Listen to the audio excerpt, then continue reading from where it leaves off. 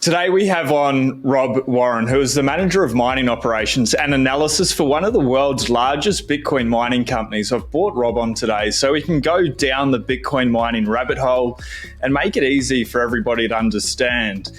Rob, such a pleasure to have you here. How are you today? Really well, Sean. I'm super excited to be here and chatting with your audience. First question I want to know, do you get paid in fiat or Bitcoin? Oh my goodness, I wish. So for all my self-mining stuff, obviously you're self-mining, you're getting paid in Bitcoin, you're paying your expenses typically in fiat. But for my full-time gig, which I'm very, very new at a company called Riot, that's all fiat. So, maybe down the road we'll do our little split Bitcoin fiat payments, but for now it's straight fiat and I got to go and get my Bitcoin elsewhere. Rob, before we dive into this conversation, can you just tell everyone that hasn't come across you a little bit about who you are and then how you got into Bitcoin and Bitcoin mining? Sure, I'd be happy to. So I initially got interested in Bitcoin in 2016, 2017. And like a lot of folks, it was really the case where I kind of joke now that there's only two reasons you really get into Bitcoin. It's because you have to. You're being shut out of your bank accounts. You are trying to take your wealth across borders and you're not allowed to. You're being locked out of the banking system in some other way. And the second way is that you're greedy. You think that you're gonna make some outsized return. So that was initially what brought me in. Is that I came for the gains and I stayed for the revolution, as they say. But at the time, I was running a startup down in New Orleans in the U.S. And so it was one of those things that you bought. You said, maybe I'm smart and I'll make a bunch of money. And then I kind of forgot about it for a year or two prior to getting back into the Bitcoin ecosystem, 2018, 2019. And that was really the time that I made the full-time jump into the industry. And for me, somebody who is not a programmer, somebody who has a background in startup and growth and operations and education, mining was actually the place that spoke to me the most. It was the place that I could have the most value. I could add the most value. So started contributing to publications like Bitcoin Magazine, started posting a bunch on Twitter under Bikes and Bitcoin, started doing exploratory threads, wound up becoming a partner in a small facility in northern Wyoming that does some self-mining, some hosting, and additionally some research on the space because there's just not enough research. And now today I'm working with Riot in a very new capacity, which is very, very exciting. I'm very happy to be a part of the team and very excited to be contributing with them. Yeah, awesome. Congratulations on that appointment with Riot. That's what an amazing company, corporation to be a part of at this time in history. We can talk a little bit about Riot. I've got a few questions, but I really just want to go to a place where people can understand. Maybe they're at home, they've heard about Bitcoin, maybe they got into it for greed or for necessity. And we hear about people like Riot have a crazy amount of exahashes. I think currently it's 10 point something and they're working towards 12.4 exahashes, which is a lot of computational power. Can somebody at home still mine Bitcoin profitably? And if so, how can they sort of dive into it for the first time? What do people need to start learning? So it's a really good question. And to be frank with you, it's something that people have been telling me since 2017. When they were saying, mining is too competitive, you can't make any money, don't do it. The truth of Bitcoin mining is that the strategy for what we do, we hash, we run computers, we consume electricity, and we produce terahash. And you may have heard of that as, the way in which people secure the network. So that's what we're doing fundamentally is we are securing the network, we are processing transactions. We are the people who take those transactions and put them into blocks that allow your money to be transferred without somebody going back and screwing around with it. So people always say, well, there's no upside in mining. I can't do this. But I think most folks are probably thinking about it in terms of like, I bought Tesla stock and now I'm going to be a millionaire. That's not really the way to think about Bitcoin mining. The way to think about Bitcoin mining is always as a business, or it's always as a way to consume waste or produce a byproduct. So what I mean by that is very, very large mega miners, and there's a whole slew of them, these large publicly traded companies, and even large folks who run their own private facilities. They have inconceivable amounts of power, 50 megawatts, 100 megawatts, multi-hundred megawatts. These are huge amounts of power that are just impossible to conceptualize when you could be running all the fans and lights in your house 24/7 for an entire month, and you would really struggle to produce, or rather to consume the amount of energy that something like a Bitcoin miner or 5 Bitcoin miners would consume in the same amount of time.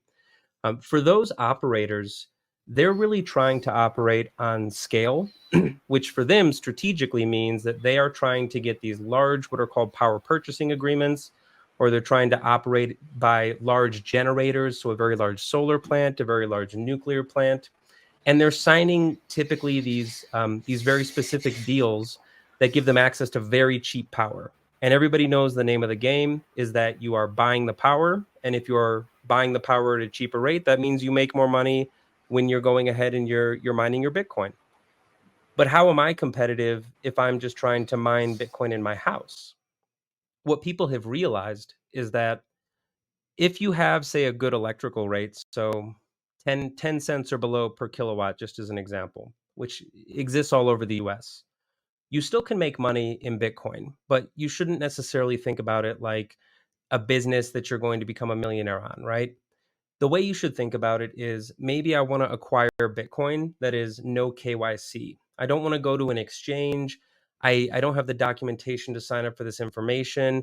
Maybe I'm a felon and I struggle to get access to documentation. Maybe I don't have papers, but I want to be able to participate in this network.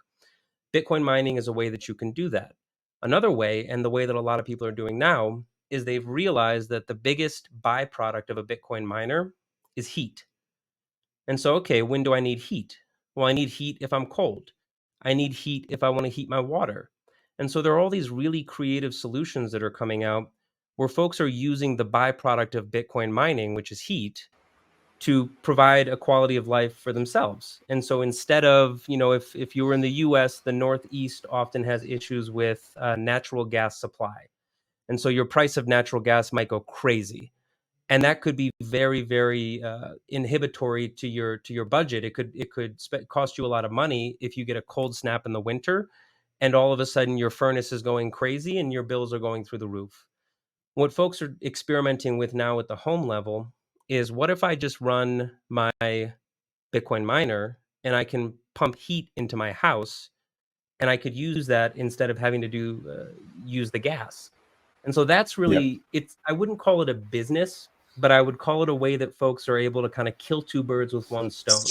They're able to get something they needed anyway, which was heat, and they're able to use that electricity to generate Bitcoin, which is the goal of Bitcoin mining. That makes sense. And I have seen people use the heat from Bitcoin miners to heat tulip farms as well as spas. I believe you've posted both of those videos under Bikes and Bitcoins. I'll put your links below for everyone. If somebody was to do that, say they had 5 Bitcoin miners in their house, to be able to counteract, instead of using a fireplace, use the miners to heat the house, is it going to offset the cost enough to be able to run the miners, or is it just going to reduce their expenses? Like, are they going to walk away with a tiny profit in there if they are getting it below 10 cents a kilowatt hour, or it's just going to be enough to have zero bills or reduce their heating bill? So it really is person by person. So 10 cents is kind of an arbitrary number, right?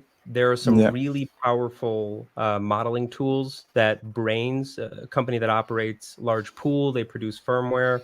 Now they're producing hardware. They have some free calculators on their website. That's BRAIINS. On their website, they have all these mining insights calculators, which are really powerful tools if you're trying to model it out for yourself. I'll give you a really concrete example in my personal life.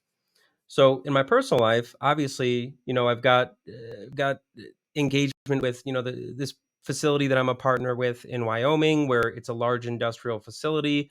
We have a negotiated rate. We are generating Bitcoin at a specific cost of Bitcoin because of our electrical cost. I can't do something like that at my house, but I'm still a Bitcoin miner. I want to be creative. So when we moved into this house, I went down to my furnace room, and on every HVAC system, you have an HVAC return. So if your house has an HVAC system, you're pumping the air through vents in various rooms, but all that air is typically getting sucked through a return that goes back into your furnace and kicks back out. And what I did is I cut a hole in the side of my HVAC return, and I put a Bitcoin miner in my laundry room. and I power it so that it exhausts heat into my HVAC return in the winter. In the summer, obviously, I'm in Colorado, the state of Colorado in the US. It gets quite hot. So it's routinely, 35 C and above, and it's very dry. I don't really need that heat if I want to have a happy, wife and family. I'm not trying to pump heat into my house in the middle of summer. So what I can do is I can actually flip that Bitcoin miner 180 degrees, and I can just push that air out into the ambient environment. Right? I can just exhaust it outside of the house. Now, how do I do the math on that? Well, my personal situation, I have a bit of a cheat code, which is that when we bought this house, the prior owner put solar panels on the roof. And it just so happens that the amount of electricity that those solar panels produce is actually enough electricity to power an S9, which is the older version of the machine that I have running. It's enough power to essentially power that S9 in my house for free. So for Yeah. me, what the math looks like is I get to power this machine for free.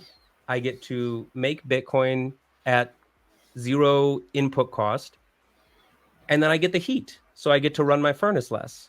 So a lot of people have situations like that you just have to think creatively about what your resources are, and you can often put together a structure where it makes sense for you. And the upside is that, it's not making me millions of dollars, but it's paid for itself, and I'm very happy to turn it on every year, and it's nice to have it in the house to be able to play with it. That's absolutely amazing. So, Robert, I'm hearing there's a couple of components that go into mining Bitcoin. You need your electricity and you need the hardware to be able to get it. You mentioned something called an S9, which is a Bitcoin miner.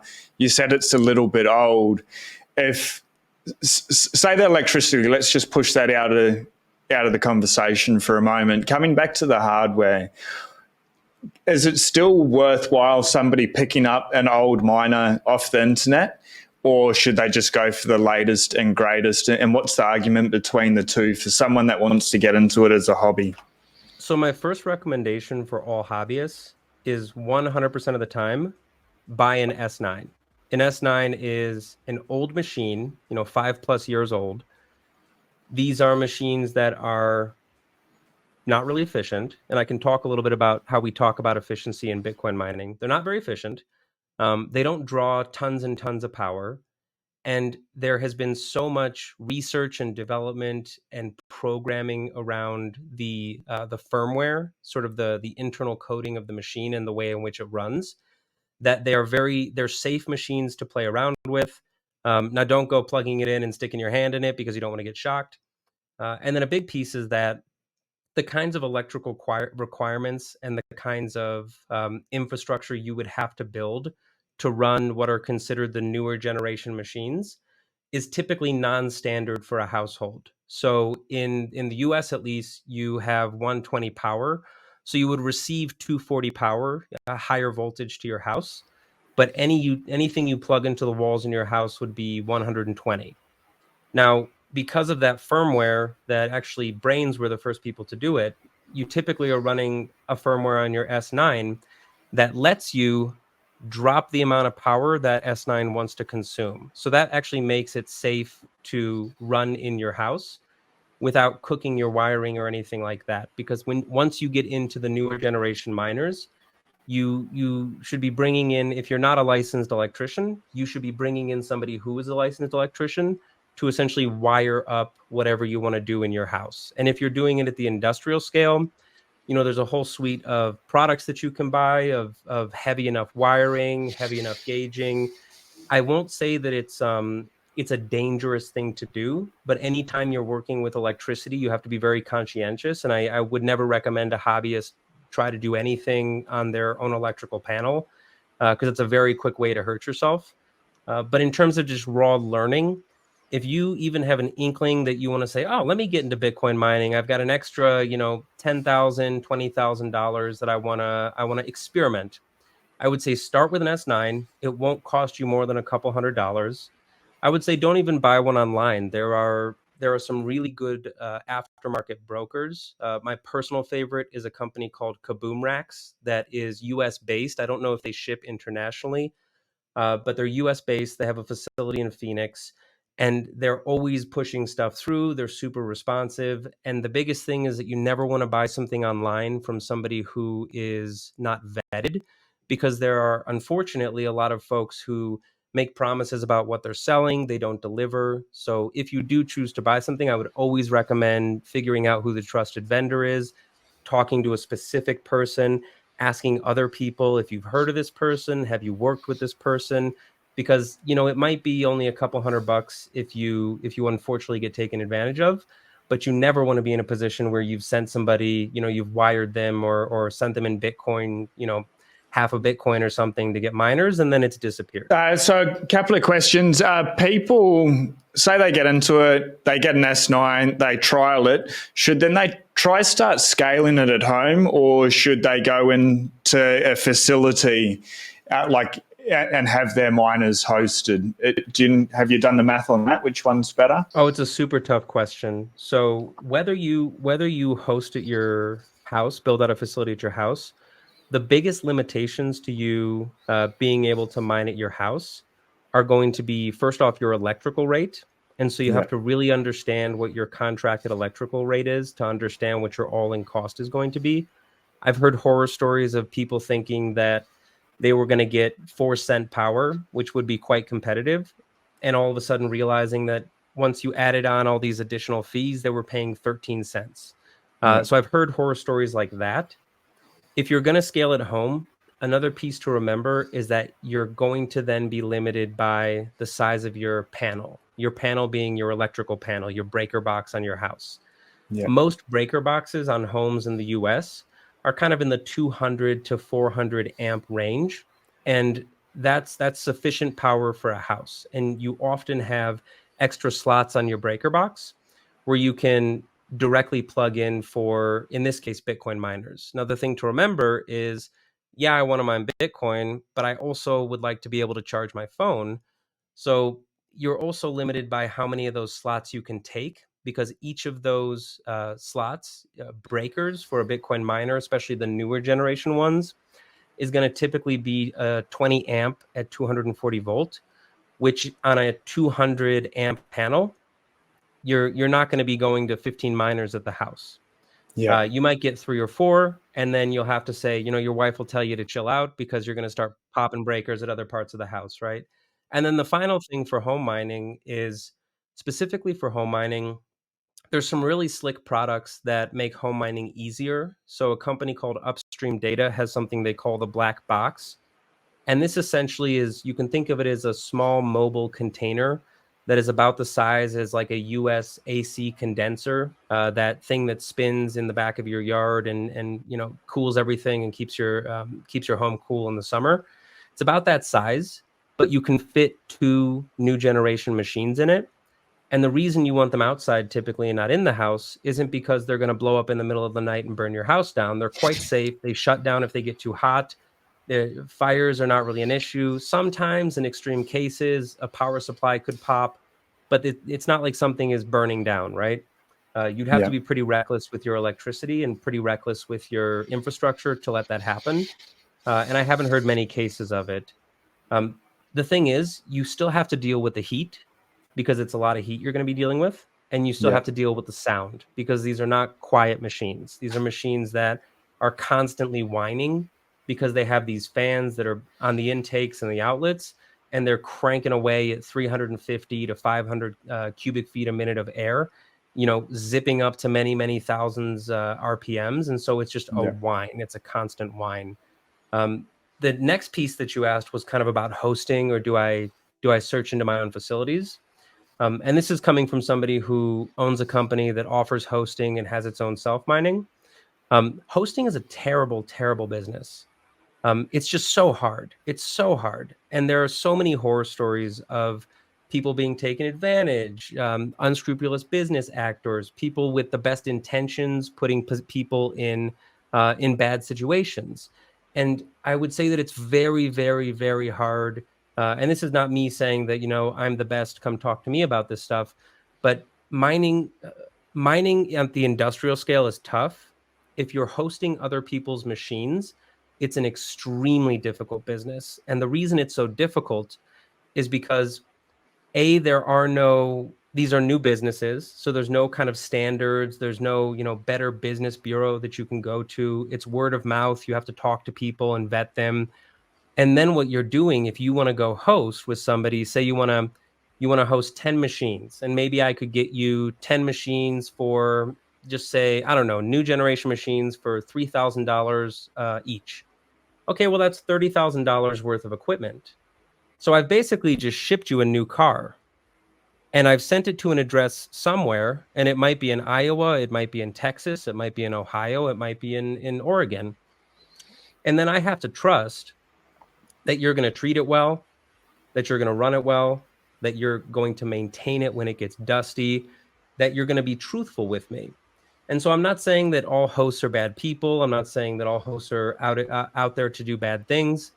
What I'm saying is that these are early stage companies, they're startups, and you should treat them like startups and really, really vet them and go shake the hand of the person that you want to work with and get to know if this is the kind of person you want to work with.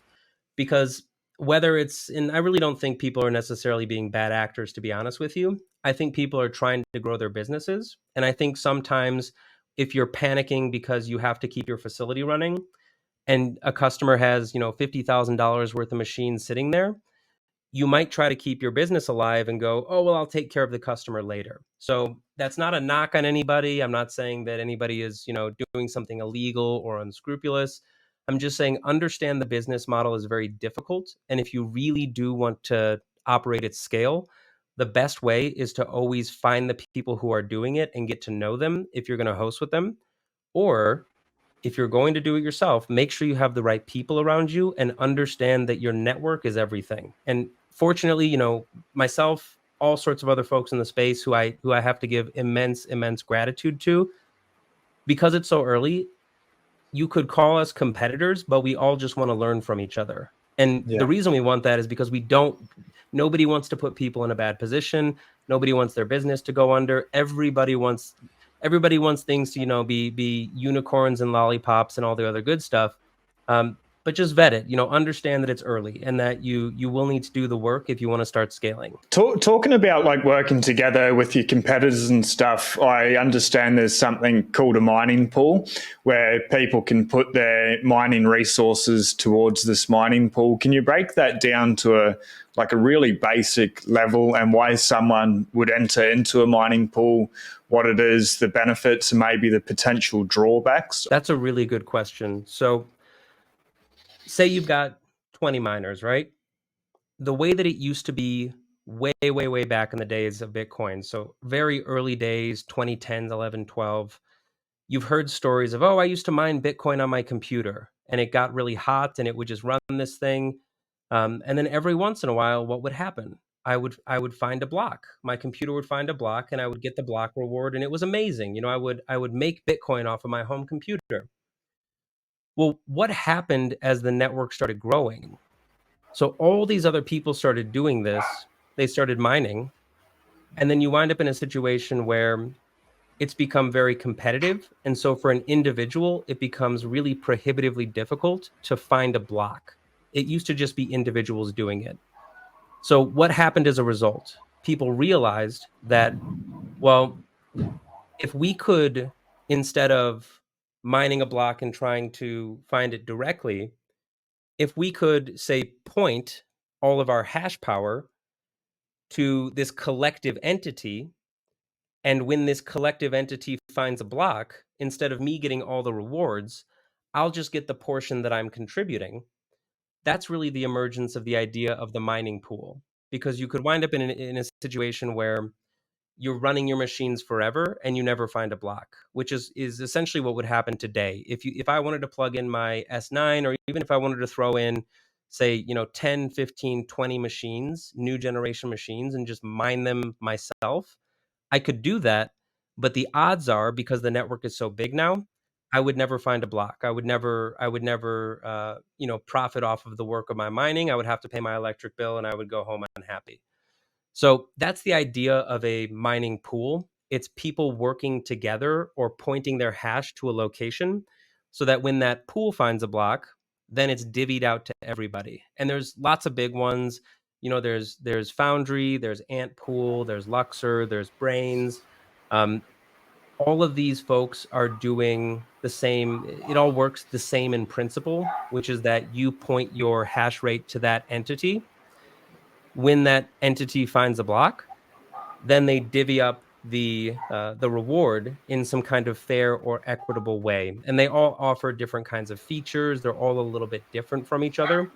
But in terms of how they work, they all work essentially on that Is principle. it sort of like a fee for service? If you choose one pool over another, some will take maybe, like they'll hold a little bit of the Bitcoin back, say 10% of all Bitcoin that they've mined, they keep, and then the 90% is split up evenly. Is that sort of how the pools work and are profitable for the people that have organized for that mining pool? Exactly. The difference is that those fees now are very, very, very low. So like 3.5% and lower is typically where pool fees tend to be. And then pools realize that they can start to offer all these different services. So some pools will offer firmware. They'll say, "Hey, you're pointing your hash to us. We wrote some software that will help your machine run better. Why don't you run that software, or rather firmware, on your machine? And then as a thank you for that, we will make your machine more efficient and we'll drop your fee that you pay us." Because where can they invest their time if they're the mining pool? They tend to be very good programmers. Sometimes they invest in some of the banking infrastructure, the back end banking, because that's really big for some of the large operators. So you're exactly spot on that pools are essentially a fee for service model that has they have these ancillary services that they offer to add value to the person or the entity that points their hash rate towards that pool. That's absolutely amazing. What an amazing business model. I guess the question that I have as a bit of a Bitcoin, as a 100% Bitcoin mining noob, is if people are jumping into these pools, can they not collude? And then there's the opportunity of a 51% attack. Maybe explain what a 51% attack is for everyone. And is that possible with people jumping into these Bitcoin mining pools? Super common question. So, to start with the first question, or the second question, which will lead into the first, which is what is a 51% attack? So, if somebody became so large that they controlled, and we're talking statistically, right? Because Bitcoin is fundamentally a chance based network. It's an odds game, right? Your odds of finding a block are not 100% on this schedule. It's based on chance versus how much work you're contributing to the network. So a 51% attack essentially means that if a miner were to have 51% of the hash rate, they would have a greater statistical chance of finding the next block. So a 51% attack doesn't mean that they all of a sudden become the overlords of the Bitcoin network and now they control it and they steal all your money. It means that they have a statistically greater than chance odds of finding the next block, of finding multiple blocks in a row. And so if that's the case, if a single entity is finding multiple blocks in a row, you wind up with these risks of them changing the state of the chain. Now, the thing to remember about that is that a 51% odd, it's great odds if you're in a casino, right? Because you're going to always have an edge, but it's not 100%. So if an attacker had 51% of the network and they found two blocks in a row, their attack would be constrained to those two blocks.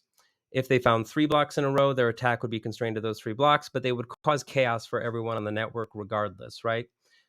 The reason that it's not really a huge issue when it comes to the mining side of the world is because yes, if I'm pointing my hash rate to a pool, and you can go check it right now on a website called mempool, mempool.space. It's a beautiful website with beautiful visuals.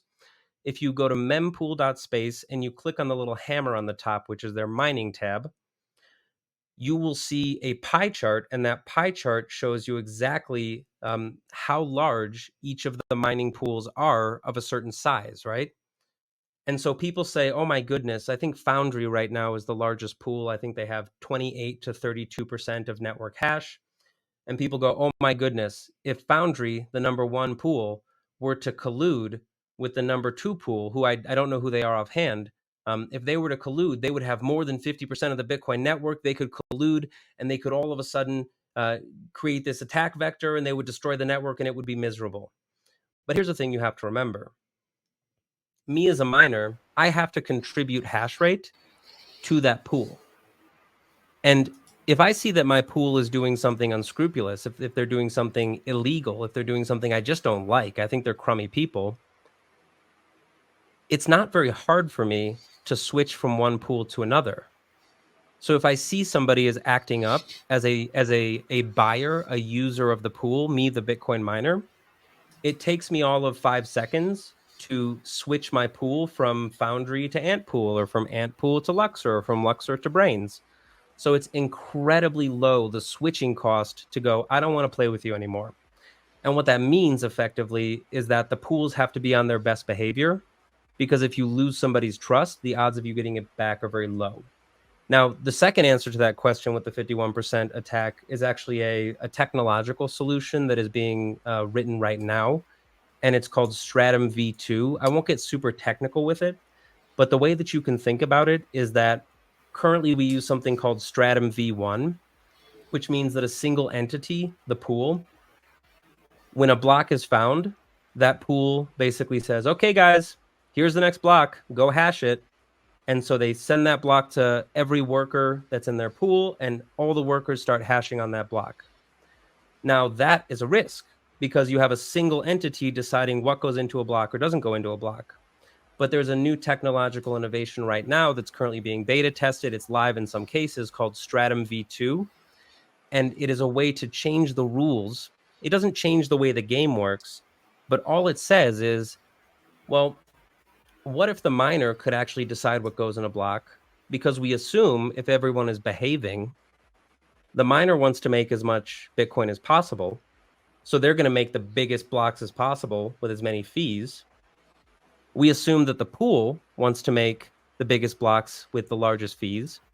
And so if we take that as our assumption that you're trying to maximize profit, we can write a different set of rules that lets the miner, or lets a proxy, a third party, actually decide, okay, here's what the next block is. And it keeps everything tight and it doesn't break consensus in the network. So that's a bit of a high level on something that gets quite technical. But the 51% attack, yes, it's a real attack, but the likelihood of it happening in reality are extremely, extremely low. What is the reason for it being extremely low? Does it just come down to the cost to be able to collude together and put that much energy and resources into a 51% attack, or are there other things at play? I think you said it'd throw the whole Bitcoin blockchain into disarray as well. So what are the disincentives of not undertaking a 51% attack? So it would cause social disarray, not technical disarray. I'll clarify. The block wouldn't be shooting in all corners. It would cause a bunch of fuss amongst people who are the miners.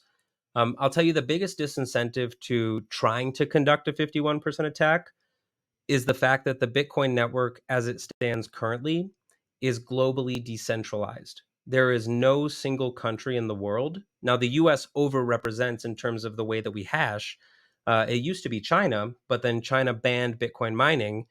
There's still mining happening in China, but they banned Bitcoin mining.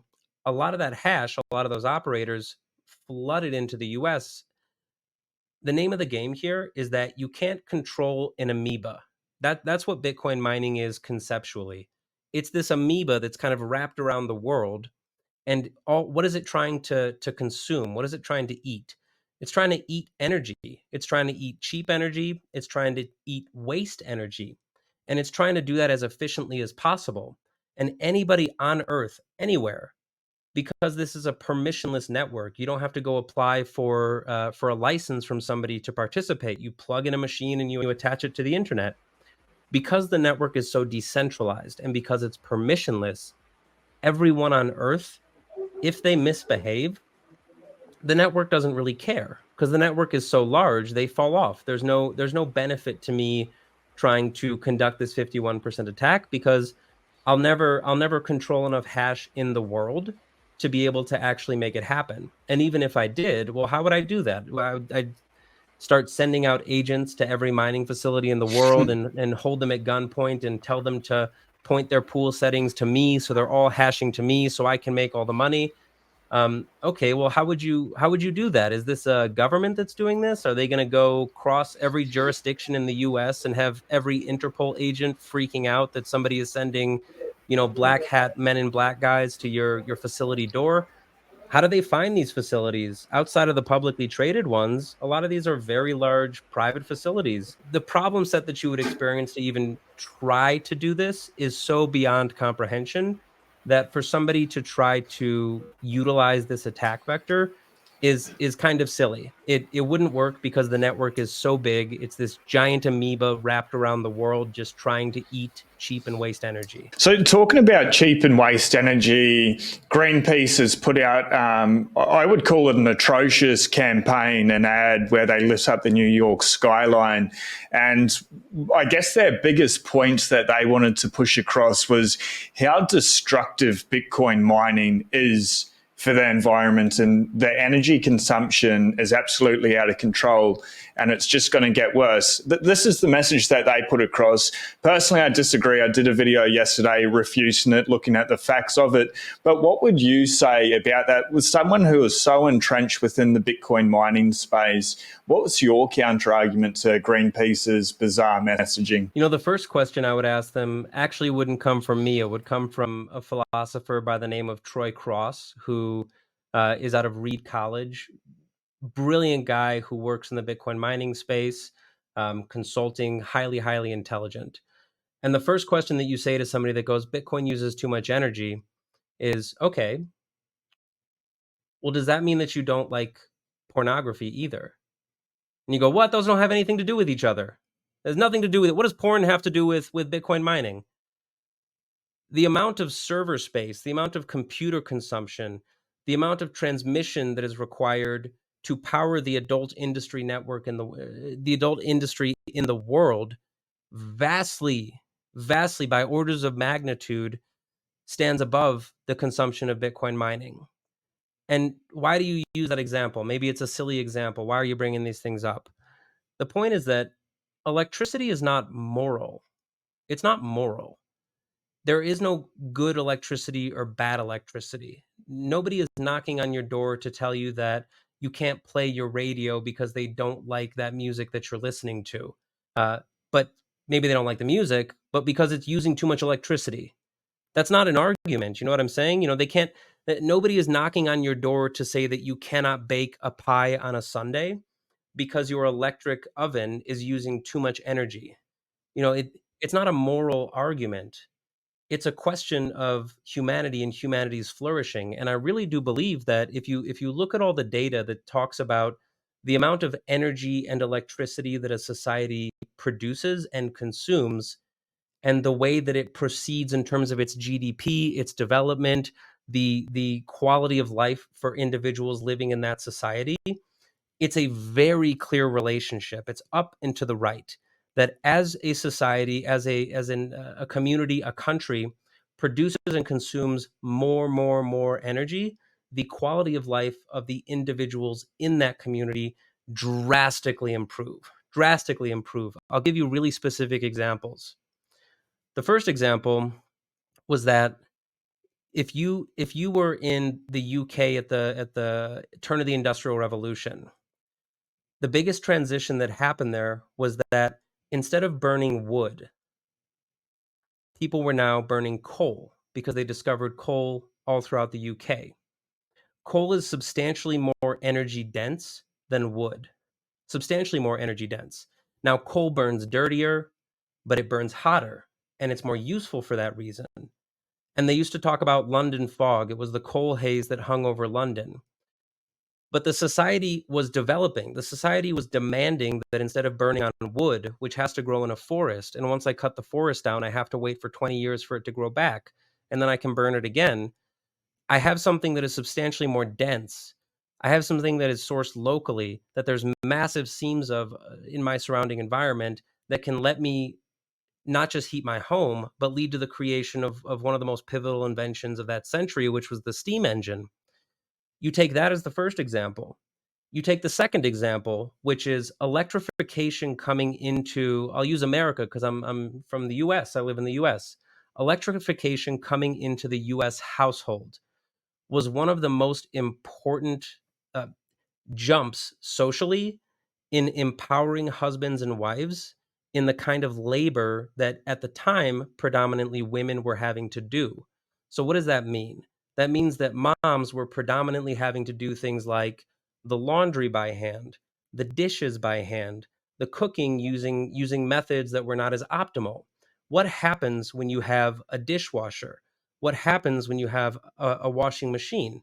And this is not saying that, women should do this or women should do that. I'm just talking about the historical expectation and the way that things were at that time. The electrification of the modern American kitchen was one of the most empowering things for gender education growth amongst women and their ability to enter the workforce, because you didn't have to spend 4 hours a day prepping a meal and cleaning some clothes.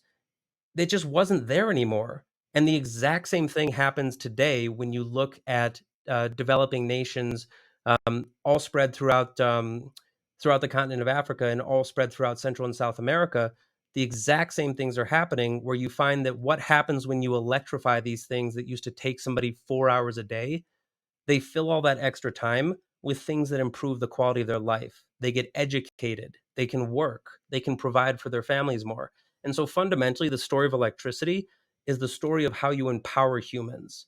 And so to argue that you should use less, to argue that we have to get rid of our electricity, is fundamentally an anti-human statement. You're saying what? We're going to roll backwards? You want us to go back to an era of, a dad getting up at 6 in the morning and having to ride the train into the city and never seeing his kids, and the stay-at-home wife, and this sort of like this age that we have grown so far beyond. It's almost ridiculous to think of. So that's really my response to it, is that it's not just inappropriate in a moral sense, but it's not a humane way to think about where we are going as a species. And I like being human. I like humans. I hope you like me. I hope all your audience likes being human. I like being human, and I want to improve humanity. And in my mind, the way that you do that is by giving more resources to more And people. I guess the promise, or not even the promise, what Bitcoin's doing is acting as sound money, a store of value, and then sucking up wasted resources and securing the Bitcoin network. I think everything that Bitcoin is doing, when you look at it in the totality, is here to improve humanity, even if Greenpeace does disagree. I guess one of the things that we're seeing is, as the hash rate has increased over the years as well, the amount of sustainable energy sources that Bitcoin miners are using has really ramped up. There's a news article yesterday on CoinDesk in regards to one of the mining companies opening up 2 locations in Paraguay with hydroelectric. Obviously, Max Kaiser over in El Salvador trying to mine Bitcoin with volcano energy. I don't know if you know anything about that, but that sounds pretty far-fetched to be able to use the energy from a volcano. Do you know anything about that? Can you talk on that at all? Oh, sure. So this is technology that is currently in existence. So if you look particularly in California, they have really big build outs of the name is escaping me right now, but essentially what you do is you drill down into the earth by a geological hotspot. So there are geological hotspots all over the world, and you run tubing that essentially you circulate water through. It heats the water, it spins a turbine, and then it produces electricity. So this is a technology that is in existence. This is a technology that's growing.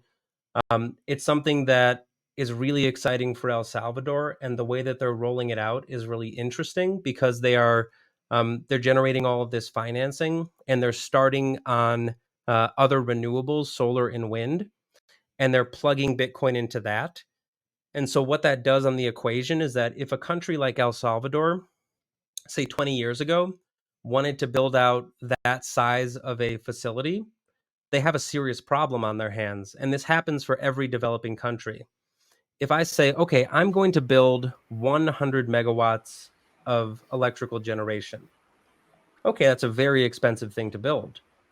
But I also want to do it in a low income country. Okay, well, does any of my population own a laptop?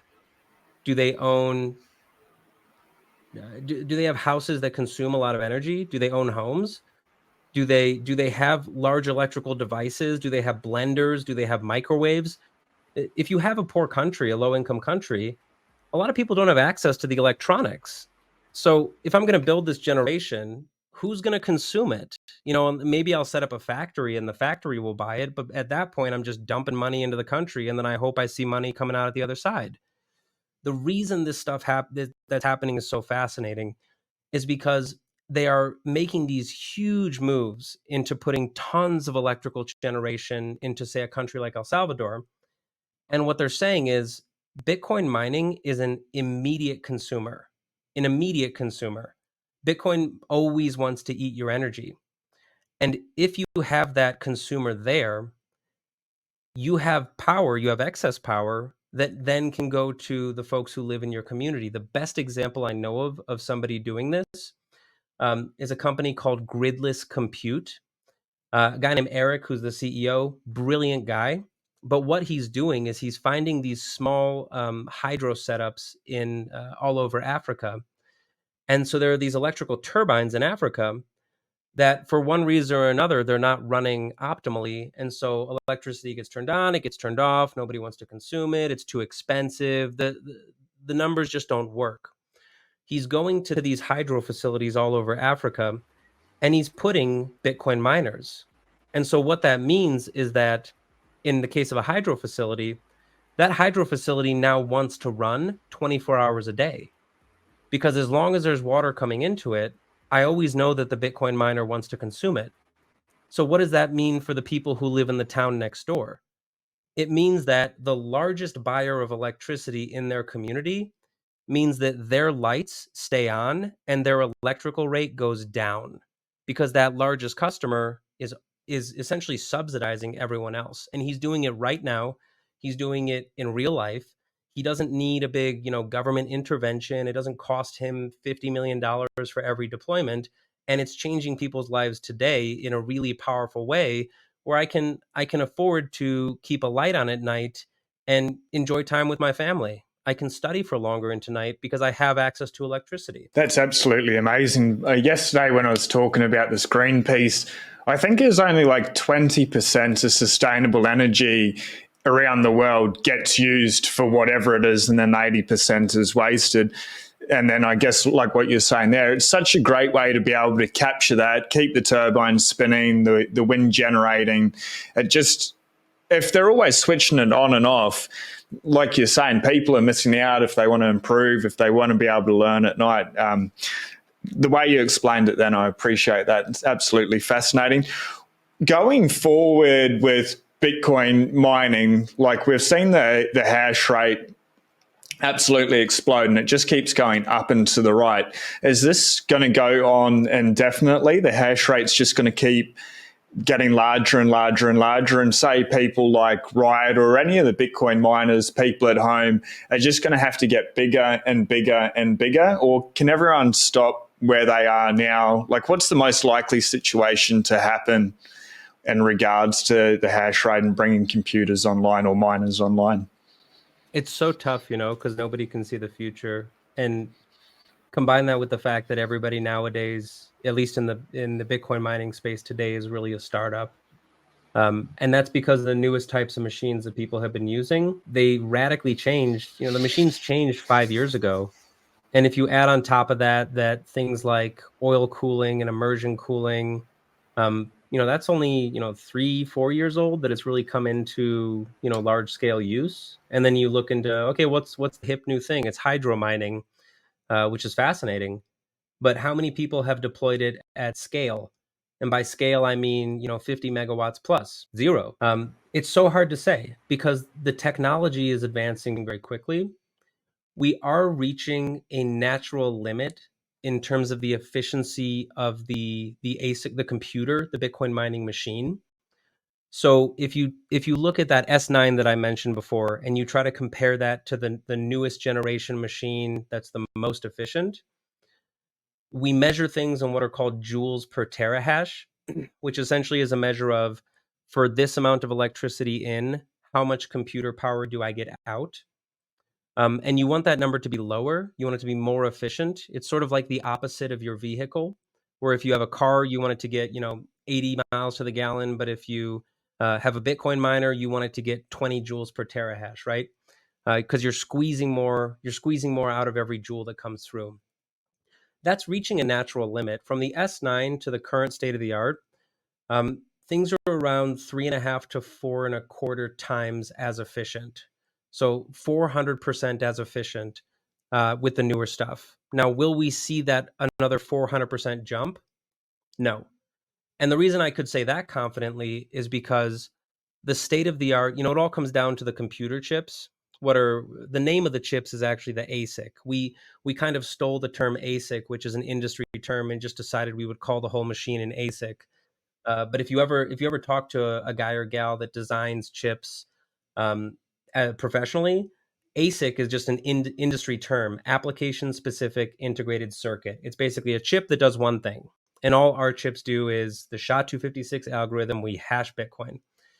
That the technology there is reaching this natural limit where it's literally just the physics. It's literally just the ability to stack silicon. You don't have the tooling, you don't have the tolerances to be able to do that in a way that would get you that 400% gain. So on that side of things, we're starting to reach a point of close to maximal efficiency. We're getting there. I'm sure there will be some new jumps that surprise us in the coming years. What's exciting about that is that means that all of the other efficiency that you have to build as a mining business has to come around how creative you are with your business model. Which is why, people were telling me in 2017, "Oh, it's not profitable, you can't do it." I'm more bullish on Bitcoin mining in 2023 than I was in 2017, because I really understand that all of these operators aren't necessarily all doing the same thing. We're all trying to contribute to the network, but the business model that we use, the particular strategy that you use, do you vertically integrate? Do you go and buy a bunch of technology? Do you try to go heat greenhouses? Do you go and try to find only free energy? Do you go and work with only solar operators and you only buy power during the day when it's cheap and then you shut off at night? There are as many strategies as there are Bitcoin miners. And if that's kind of where your prowess is, if you're in operations or you're an implementation guru, if you know how to vet and put together these deals, go out and see if you can make the numbers make sense on this, because the only thing that you'll lose is that you'll learn a lot about the Bitcoin network and you'll learn a lot about mining in the meantime. But in terms of it being tapped out and everybody going, "Oh, we're done, it's kaput," not very likely to happen. People will just get more creative, I think. And then sort of expand out with different ways to earn revenue, like hosting or selling energy back into the grid as well. I know that's something Riot has done really well, which is an extra stream of income. A question that I've wanting to know, your Twitter handle is Bikes and Bitcoins. You want to talk about the bikes there? What's the bike part? So I live in Colorado, and I love riding my bicycle and motorcycle. So it seemed like the most effective thing. I have to say, regrettably, I do not post very many motorcycle or bicycle photos anymore. It's now mostly just 100% mining stuff. But that's the origin is bikes and Bitcoin, because I was big cyclist and big motorcycle fan. First, I want to say thanks so much, mate. Like, I've learned so much about Bitcoin mining this morning. That's absolutely insane. People need to follow you on Twitter. I've put your link below, Bikes and Bitcoins. But if people want to find out a little bit more, either about Riot or about mining at home, what resources or what direction would you push them into? And then if you can provide a final message for everyone watching, the floor is yours. Sure. Well, first off, it's been my pleasure. I appreciate that we're able to connect and make this happen, and I'm hope that I can add some value to your audience. And Bitcoin mining is the one thing that is just the most alien to people for the longest amount of time. And it doesn't have to be. It's so easy to be intimidated by it because you have all this tech stuff in Bitcoin and all these software dudes. And it took me long enough to understand the software stuff. And now you want me to learn about electricity? Like, what are you guys talking about? So it's super intimidating. And I first applaud anybody who puts in the effort to want to learn about this stuff, because I think it's cool enough to have, shaped my entire career around it at this point that I absolutely love it. So anybody who is into this, always feel free to ping me on Twitter, Bikes and Bitcoin. I'm more than happy to answer questions and things like this.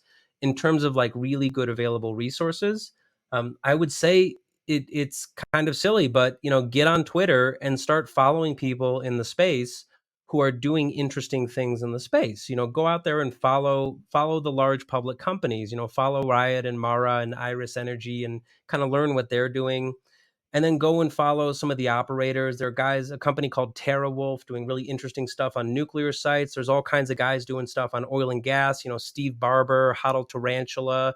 There's a whole suite of JB Spears was doing stuff. Company called Nakamoto. The list can go on and on and on. Just go poke around Twitter and start asking questions. And the thing that you'll find is that miners always want to talk about what they're up to, and they're so excited to share what they're into that Twitter's a great resource. And if you want to go a little bit deeper and you want to read about some technical stuff, I would always recommend reading the blogs of Brains, which has a fantastic blog that has gone for number of years, where they give really, really good technical breakdowns in simple terms. There's a resource page on river.com, which is more on the financial services side, but they do some mining, some hosted mining. River has a really nice knowledge base where if you have a lot of like basic introductory questions, it's beautifully written. It's very simple. And then if you wanted some more of the technical stuff, I might look into like the stuff that Luxor is doing, Lux OS. They also have a blog. They're publishing all sorts of information about firmware, the code that you run on the machines. They're talking about various strategies. They're always trying to do kind of bleeding edge stuff. So those would be great resources to jump into. But most of all, just don't be scared to participate and ping people and talk to them online, because that's kind of how a lot of us started, to be honest with you. Thank you for your work. I will point everyone in the direction of your Twitter, which is linked below, and we'll put those resources that Rob mentioned. But thanks very much for being here today with me. It's been such a pleasure. Yeah, the pleasure is mine. Thank you so much. And thanks to everyone for listening through, because I know we went deep. We went into a lot of uncharted waters for folks. Thank you. Have a beautiful day. Hit subscribe. Peace.